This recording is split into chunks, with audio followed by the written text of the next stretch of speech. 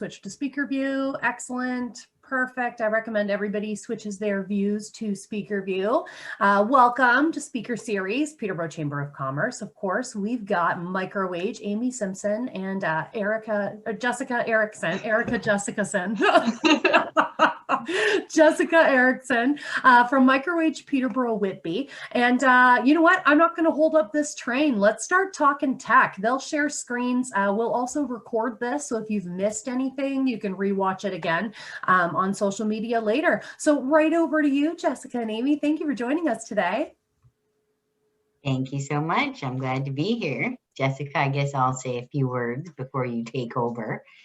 So yeah, we're hoping today can just bring a few tips and tricks to people that most of which don't even cost money, because we know COVID is a very funny time for everybody in different ways, and maybe this can help some of you with some of your IT issues. And I'm excited to be here as always, and I love the chamber, and if everyone can learn just one thing today, I'll be happy.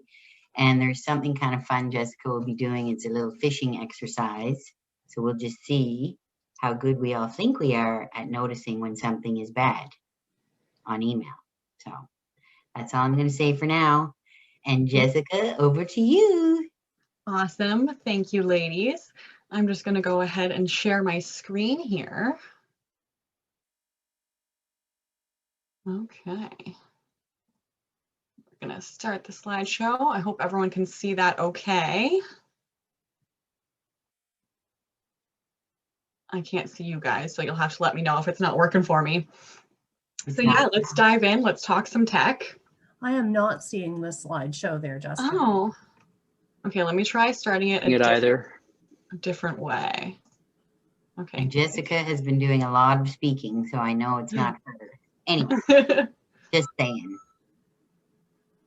There we go. I see it now. Okay. And it's still good in full screen mode? Yes, looks perfect. Excellent. Okay, so now let's talk tech. So these are a few of the main points that we're going to be looking at today. And there's going to be some interactive parts. So very much so looking forward to that. So to really understand what we're up against in terms of technology, it's really good to get just a brief overview of some of the stats that are out there relating to cybersecurity, because it's a great place to start in understanding why you need security and why you need to be up on cyber resiliency. So hackers attack every 39 seconds. Like, that is quite a bit. So it's more of a when you're going to get attacked rather than an if you're going to get attacked mentality. And with that, the average life cycle and time to identify a breach was 207 days and 280 days. So that's almost a year. Now, that has improved over the last year, and that has a lot to do with the next generation tools that are out there and available. And of the attacks that are happening, 43% of cyber attacks are on small businesses, and 60% of those small businesses that experience a breach will go out of business within 6 months. And that can be due to the financial implications because of a security breach, the hit to reputation. There's a lot of factors at play when it comes to cybersecurity breaches and cybercrime. Something else, which we'll kind of be pulling on a little bit more later on in the presentation, is that 48% of malicious email attachments are office files. So it's not safe to assume that just because it's a .docs or a .ppt that it's safe. You always want to check your sources.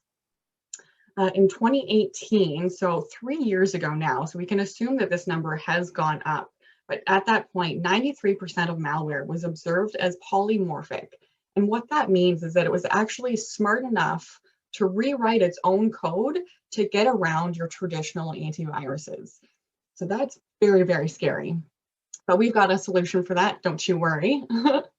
And one of the key takeaways is that 95% of cybersecurity breaches are due to human error. So the fact that you're all here learning about some really great tips is a great way to start. And if I can just add one thing about the human error part, that's one of the free things. So once you see what you shouldn't be doing, no charge. Just, it's the brain, using the brain to not do these things that the hackers want us to do. That's it. Yeah, and it's so tough because the cyber criminals are getting so good at masking their intentions and looking legitimate. We see the delivery and kind of like ins into our environments through spoofing, phishing, and social engineering are the really, really big ones. Brute force isn't as common nowadays, but it is still one of the main attack vectors that we are seeing. Social engineering, very popular on Facebook. You'll see a lot of those posts where it's like 25 questions to get to know me, your mother's maiden name, where have you traveled? That's a form of social engineering. So you don't want to necessarily tell everyone everything about your life because that can be used against you. Phishing is one of the biggest ones, and that's when a cyber criminal is going to come at you either via a text message, an email, or even a phone call nowadays. And they're trying to get you, that's usually a call to action where they're trying to get you to enter in your personal information like banking info and passwords to, again, use that against you. So they're going to use these attack vectors to deliver malware, which I'm sure we're all fairly familiar with at this point. That's the malicious software that they can monitor your machine, take control of your machine, take control of your network. So very, very bad. And the really, really big one that's been hitting a lot of headlines lately is ransomware. And it is exactly as it sounds. It's similar to malware, but there is a ransom element to it.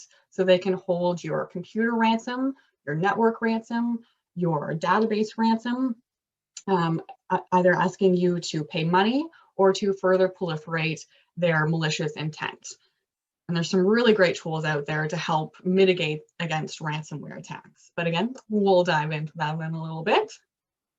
So now that we've understand some stats that are out there, the common types of threats, it's important to understand your layers of security.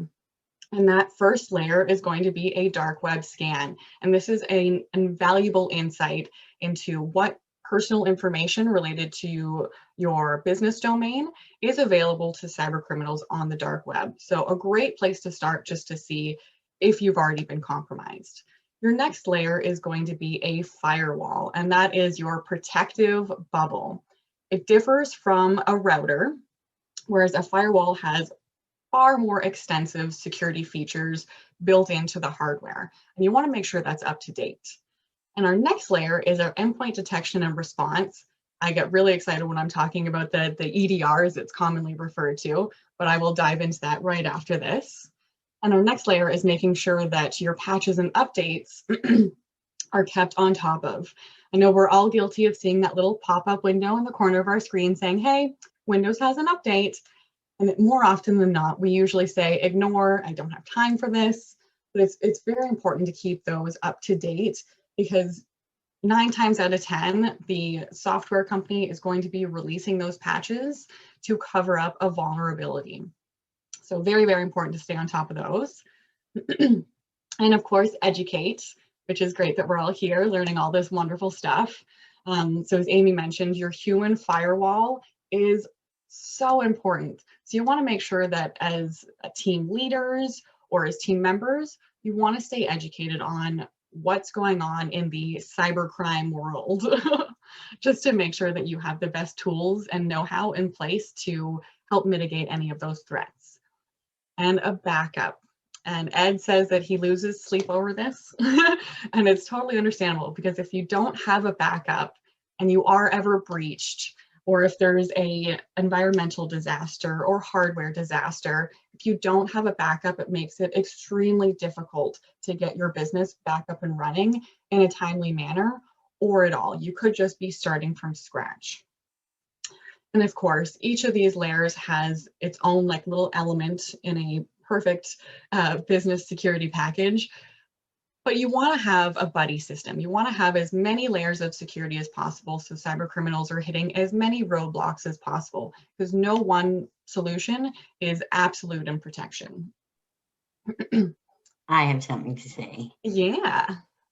Just regarding the dark web scans, based on the number of people that are here, I think we could offer everyone a free dark web scan that Jessica will contact the participants with. That's something that we give our managed services clients in certain contracts, but it's good because you can see right away, here's my bad stuff. Oh, I got to change my password at all these sites. And anyway, it's a good thing. I hope you're okay with that, Jessica. Oh, 100%. And I'm so glad you brought that up, because there was actually a massive breach called, they're naming it COMB. It's a combination of many breaches. And there was over 70% of internet users had credentials breached on the dark web recently. So absolutely take advantage of that. Please, please, please. It's a great resource. So now we're going to dive into our endpoint detection and response, or EDR, and what it is and how it stacks up against traditional antivirus. Because a lot of people think, oh, I've got my Kaspersky or my Norton, tools of that manner. I'm fine, I'm ready to rock. And it is absolutely better than having nothing. But EDR is phenomenal in the tools that it's able to leverage. It helps prevent ransomware by rolling back your machine to a pre-infection state, which traditional antivirus can't do. It also uses artificial intelligence to constantly monitor for known and unknown threats. So you're kind of eliminating or certainly reducing that risk of zero-day threats. It also monitors processes before, during, and after execution. So you're not flying blind during processes where a lot of malware and viruses can slip in. And because it's monitoring all the time, you don't have those cumbersome scans slowing down your computer. And similar to our Windows updates little pop-ups, you get that pop-up from your antivirus saying, oh, time to scan your system. And you either begrudgingly say, fine, I'll do it now, lose my next hour or so of productivity, or you just defer it to another time, which is not great. Whereas the EDR, it is monitoring all the time, which is fantastic. We, of course, use it here at MicroAge and did not notice any type of performance issues with the machine once it was on there up and running. So it's a fantastic tool with a low footprint and high return on protection. I have something else to add. Yeah. Doing this. I just wanted to say that MicroAge has been using traditional antivirus for almost 3 decades. So the decision to move to this endpoint detection and response was not taken lightly. And we're now converting all of our clients on contract over to EDR. So I just want you to know, this isn't just another thing that we're saying, oh, here's an upgrade and do better. No, we're making a very big change in our company because the attackers are getting worse and worse, and this product is much better than antivirus. That's all. Absolutely. And with everyone working from home right now, or the majority of people working from home, you're outside of that protective bubble of your business firewall. So it's even more important now to make sure that your end user devices are protected. And I'll touch on a stat that is also a great indicator as to why it's so important. So security tips you can implement today. So this is the fun, free stuff that you guys can do very, very easily. And if you're unsure, of course, Amy and I are here to help you through any of these steps. So it's good to have a password policy company-wide. You want to kind of have a standard, have it documented. A great tool that you can use to manage your team's password, manage your individual passwords, is a password manager. A fantastic little tool there. And with that, you want to, as I mentioned before, you want to make sure that you're keeping your devices and software up to date. Set up multi-factor or 2-factor authentication. This is a really easy one, guys. Even Facebook has multi-factor authentication. If it's available, definitely use it. And of course, educating your staff. I know I'm repeating myself, guys, but these are the really, really important points that I try to drive home. So yeah, making sure you're educating all of your staff. It's great to have a booklet for when you're onboarding and offboarding staff, just to keep everyone on the same page. And having that backup of business critical data, something very simple that you can do on your own. If you're unsure where to start, again, just reach out to us. And ensuring you have a business class firewall that has been properly configured, and that's key. Plunking in a Ubiquity device or a WatchGuard Firebox appliance, it's great, but unless it's properly configured, it still could be considered a dumb appliance. And of course, that endpoint protection on all company devices. And that is key to have it on all devices, because if you only have it on a subset or a grouping of devices, the ones that aren't covered, they're still vulnerable points into your environment. So you want to make sure you're covered company-wide. Amy, anything to add? Just to address some questions in the chat box. So MFA, multi-factor authentication, someone just asked what that is. So what it is the program that you're in will connect to your cell phone or another device. So then that's the multi-factor. So then you have to authenticate with this other device to let this device do what it's supposed to do. That's the non-technical version, because that's all I got. Awesome. Thank you, Amy. Yeah, I totally forgot to keep an eye on the chat, so I'm glad you are. I've got your back. Excellent. Okay. So passwords. Let's talk about passwords. Over 80% of hacking related breaches link back to weak, stolen, or reused or default passwords. So some really basic do's and don'ts to improve your password hygiene. Make sure that your Wi-Fi password is really strong and secure. Again, particularly if you're working from home outside of that strong firewall bubble, having a strong Wi-Fi password can be crucial. Implementing multi-factor authentication would again increase your security, because no one can log into your accounts or devices without that secondary or third approval from you. Again, having that password-wide or company-wide password policy, and having a long passphrase instead of a password. It used to be the more complicated a password, the better it is, but now it's the longer a password, the better it is. And again, using a password manager can be fantastic.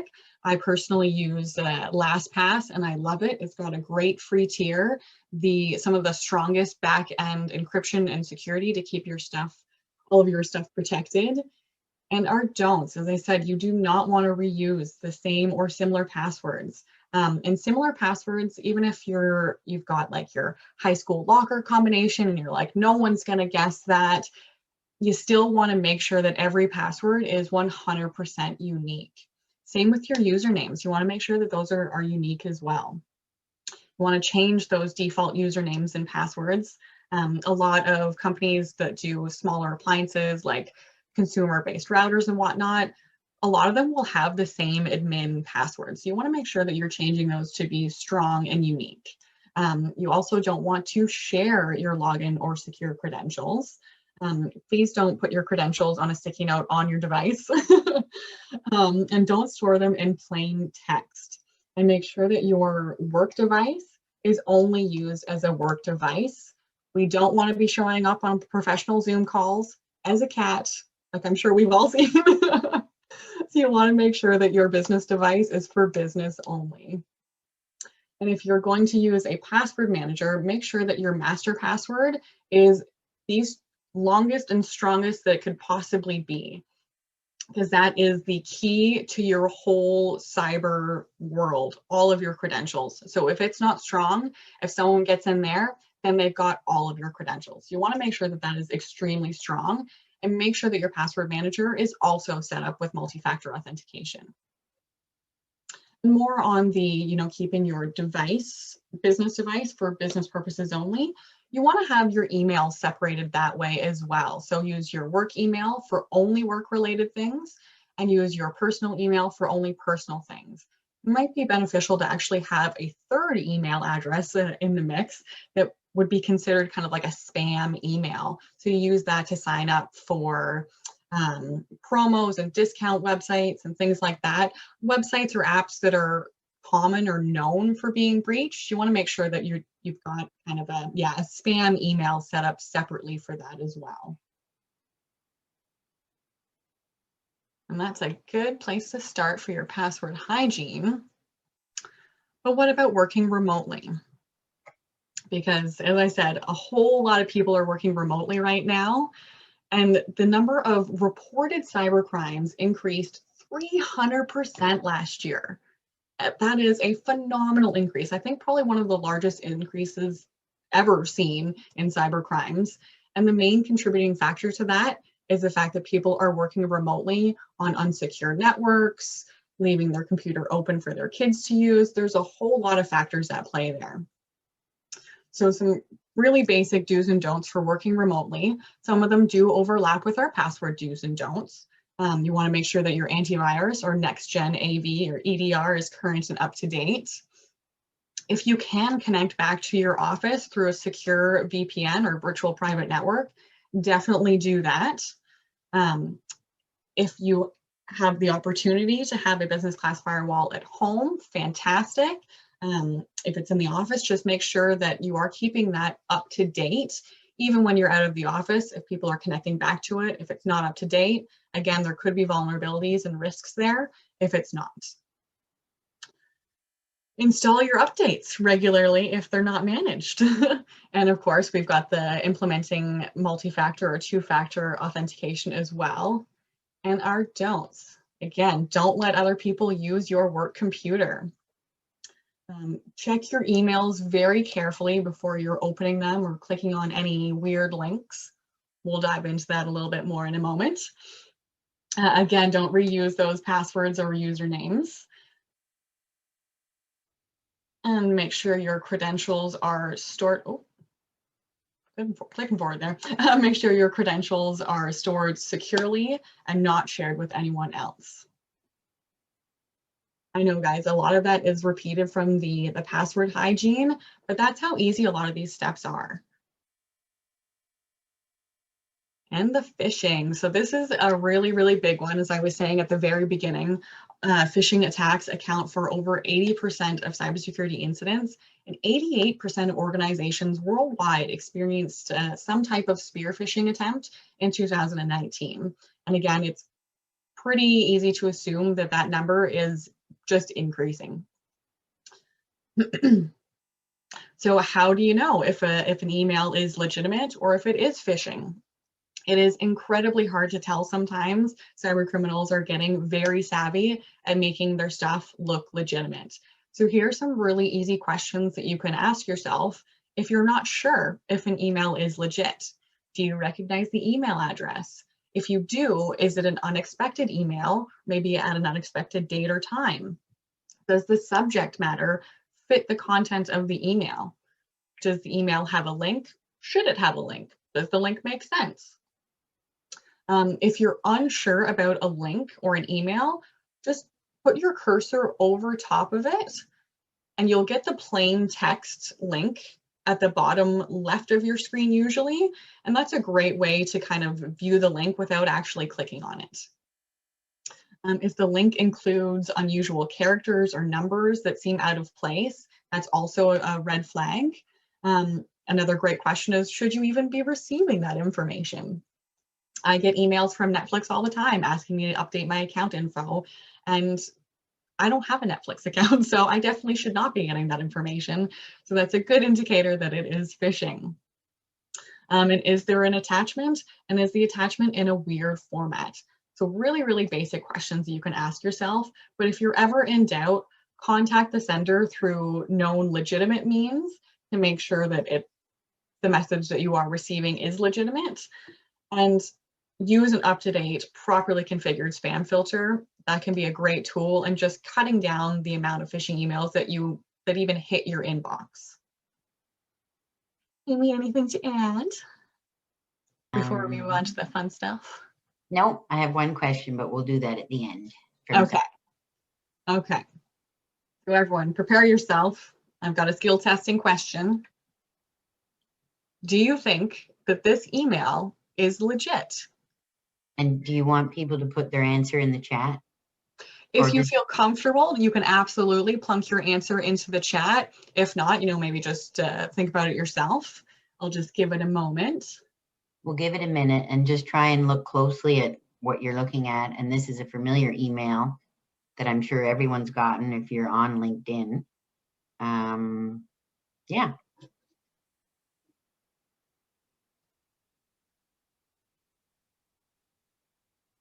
All right, I'm going to say Tony's the winner.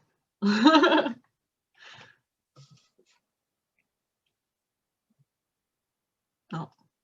So it is a fraudulent email. As you can see in the LinkedIn email at the very top, it looks, if you're just quickly glancing at it, it looks totally legitimate. No reply at linkedin.authentication.com. But if you look closely, the first I in authentication is actually an L. There is also another small, teeny tiny little hint at the very bottom where it says unsubscribe. We've got an extra character down there as well. So it's the devil's in the detail, guys. You got to really, really watch closely on those unexpected emails, even if it is expected, because, you know, sometimes LinkedIn does send out these type of emails. So you want to be very, very careful when assessing these. Oh, advance. There we go. And on to some really fun stuff, collaborating with Microsoft 365. I'm sure most of us are pretty familiar with Microsoft and their tool set. And Microsoft 365 has really taken center stage, I think, over this last year with everyone working apart and from home, struggling with collaboration. So yeah, Microsoft 365 has really pushed the envelope, continued to add new tools and features. We use it every single day at MicroAge. I cannot rave about it enough. Its tools and features are fantastic. And the fact that it can go anywhere that you can go. It's got mobile app, desktop apps, and web-based apps. So very, very accessible. And a single user can install on up to 5 devices. You can have it on your work laptop, your work phone, a work tablet.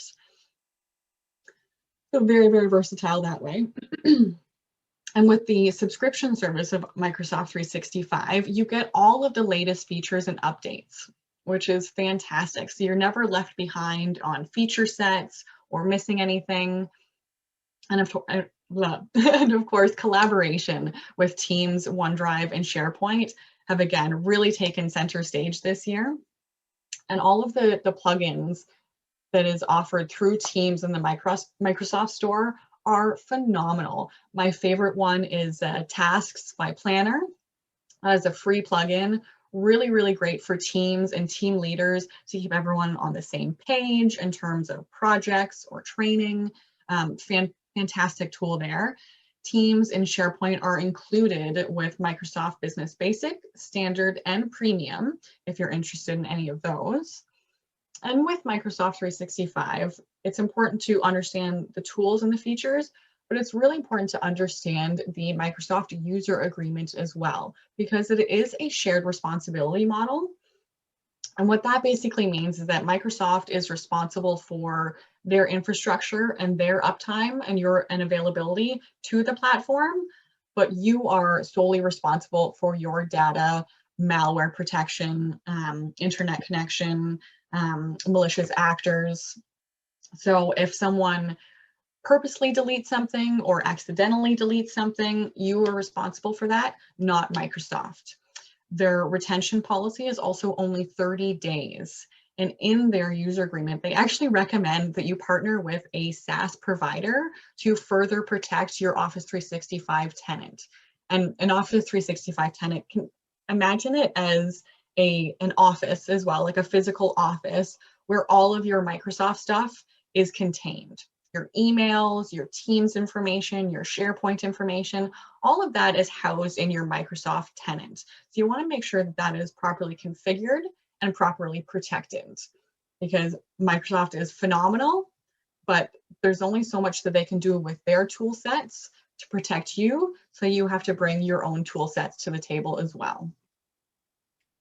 So just to clarify, that SaaS provider, in case people don't know what that means, software as a service, and those providers would be IT companies like us or someone else. Just we have a lot of acronyms in our industry, so I try and always see when they're on the screen and explain it, because it's fun. Yes, there are a lot of acronyms. Okay. And with Microsoft Teams specifically, because this has been the most used tool for remote users, we've got a fantastic chat function. So you can share your opinions, share gifts and stickers. You can share files. You can meet with people on the fly. So if you're chatting within a group and you're like, this is ridiculous, let's just talk face to face, you can do that with a very easy click of the button. You can also make phone calls, which is pretty cool. So if you're trying to connect with someone who doesn't have Microsoft Teams, you can still connect with them through your Teams portal. And of course, the best part of it all is the collaboration features. So no matter where your team members are, they can use Microsoft Teams to collaborate like they're in the same room. And I've got a little, Oh, no, go ahead. Okay, I've got a little video walkthrough, and I'm fingers crossed hoping that this little video plugin works. Oh, it looks like it's gonna. Excellent.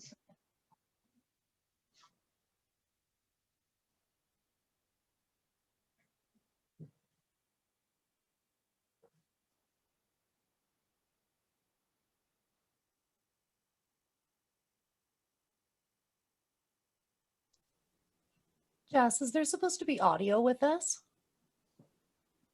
Yes, yes, there is. Is there not? There's not, no. Okay.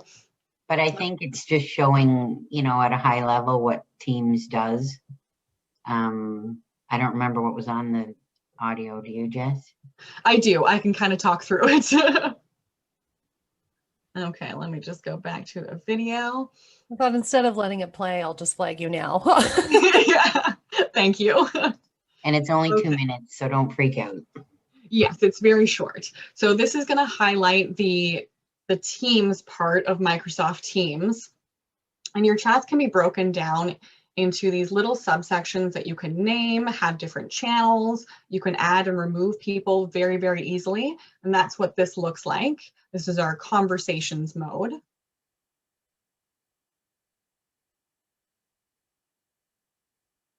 And then files is where you would save any files that would be pertinent to that particular group of employees or the whole staff in general. And then, as I said, you can hop into a call very, very easily on Teams, just from the chat section. And when you're on a call, you can share your screen like we are right now, and you can hop back into that chat portal very, very easily. In the chat, you can tag someone, you can send a document right in the chat module if you don't want to save it in there.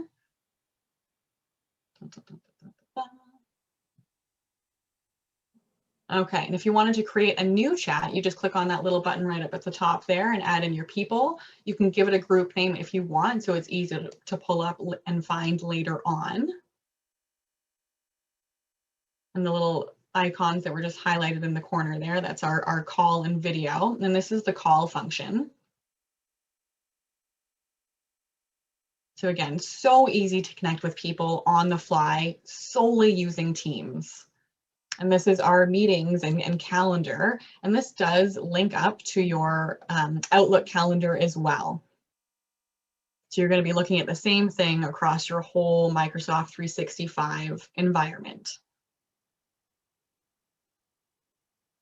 You can also search for things. So if you're like, oh, Alex told me about this one really great cabling guy and I can't remember his name, you can search by keywords or by individuals. As I mentioned, you can get it as a mobile app as well. Little side-by-side comparison of the two. Okay, I did not do as good a job as Microsoft did with voicing that over, but You did great. It was great. It was perfect. Excellent. And I guess just to reiterate again, the reason why we brought up Teams is it's included for free with your Office 365, the packages that Jess mentioned. So just trying to give everyone some little tips and tricks. And I know Teams, when it first came out way back when and we started using it, I just thought it was like duplicating other things. Like I already have email, I already have SharePoint, I already have all this other stuff. What the heck do I need this for? But it is really the best collaboration tool that I've ever used. And now I don't know what we do without it. Good old Microsoft. They're always coming out with this stuff, and darn it, they're right. Yeah, I mean, they've been doing it for decades, right? So they know productivity and collaboration like nobody else. Okay, and I thought I would touch on MicroAge and what it is exactly that we do, just to wrap things up. But I want to start off by saying that MicroAge, as a national company and as a local company, we don't have customers and clients, we have partners. When you start working with MicroAge, we truly look at you as a partner, and we work with you to help us both succeed. And I have never worked with a team that so wholeheartedly believed that. So we are so pumped and excited to help you with your IT in any way possible. And just to let you guys know, because it is commonly, it's a common misconception that we just do managed services or that we just do network services. So I wanted to give you an idea of the full scope of everything that MicroAge does. So in terms of consulting and professional services, we've got, assessments, infrastructure consultations, IT staffing, asset management. Sorry, frog in my throat. We also monitor your network and help with planning and implementation. We can help you with your virtual private networks and setting up a solid firewall. We do security assessments and planning. And of course, purchasing as well.